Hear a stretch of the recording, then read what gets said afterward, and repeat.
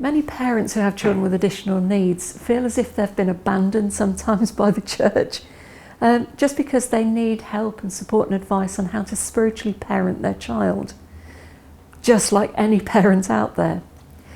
What I've found is that most of the time it's because people have a preconceived idea of what children with additional needs need and how they cope with spiritual parenting. What can they believe? All the difficulties of, well, how can you prove that God exists? Well, I'd like to say something actually that might be a bit outrageous, that it's just the same as any other child.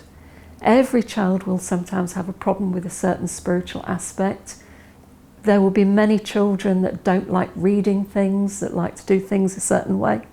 Doesn't mean that they have an additional need. And sometimes I think we panic just a little too much. So if you're someone that wants to support a family, just think like you would any other family. What advice would you give them?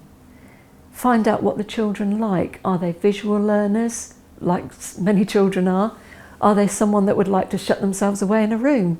Do they want to watch something on YouTube that would really help or support them?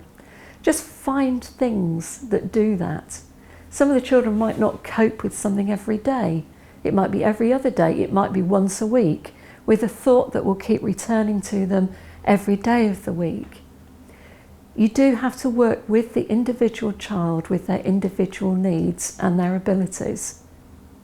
But I'd give one really clear warning. Just because they have an additional need doesn't mean that they're not going to be able to work spiritually.